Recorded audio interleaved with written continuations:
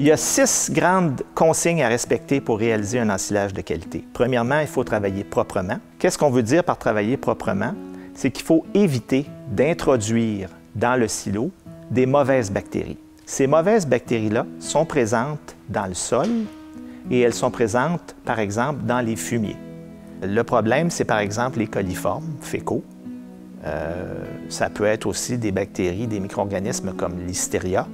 Le deuxième point le plus important pour réaliser un ensilage de qualité, c'est de minimiser le temps que l'herbe va passer au champ entre la fauche et la mise en silo. La raison est assez simple. Les plantes contiennent énormément d'enzymes. À partir du moment où on coupe la plante, on lui donne le message qu'elle est en train de mourir.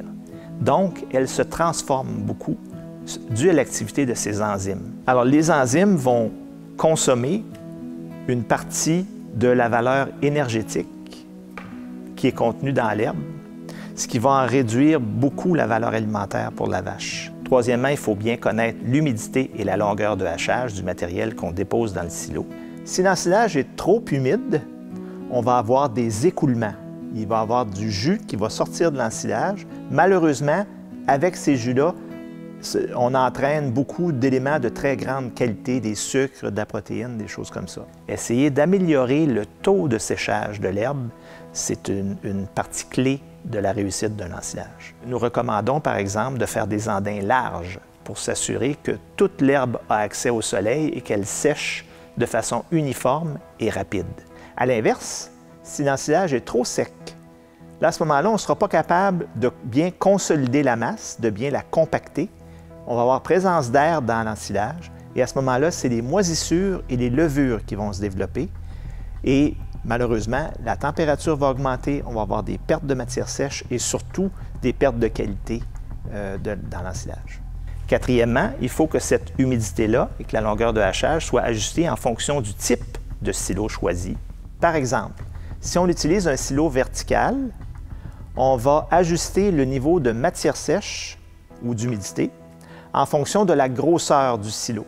Parce que, naturellement, dans un silo vertical, c'est la gravité qui va exercer une pression sur l'ensilage dans le fond du silo. Si on choisit de faire notre ensilage en balle ronde, alors à ce moment-là, on a un matériel qui n'est pas haché, qui fermente donc très lentement.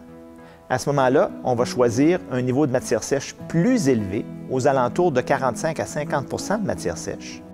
Cinquièmement, il faut établir et bien maintenir l'étanchéité du silo. On va s'assurer d'enrober nos balles rondes dans du plastique le plus rapidement possible après la fauche pour immédiatement empêcher l'entrée d'air dans la balle. Et on va s'assurer aussi de bien fermer tous les trous qui pourraient être causés par des oiseaux ou des rongeurs au courant de la période d'entreposage pour, encore une fois, bien maintenir l'étanchéité de notre système.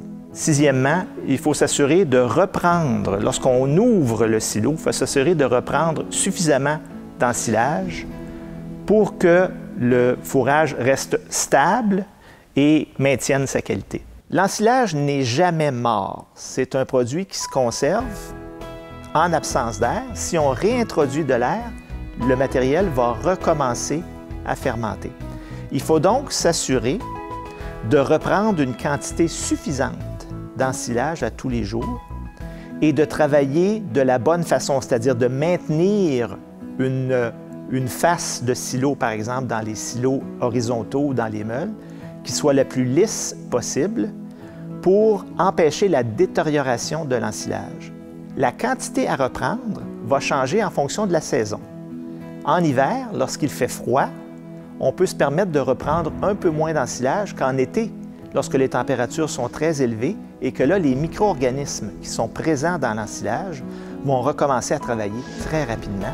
La flexibilité du système de récolte est extrêmement importante dans le cas des ensilages. À cause des variations climatiques d'une saison à l'autre et d'une année à l'autre, l'agriculteur doit être en mesure de réagir extrêmement rapidement pour réussir des ensilages de qualité année après année.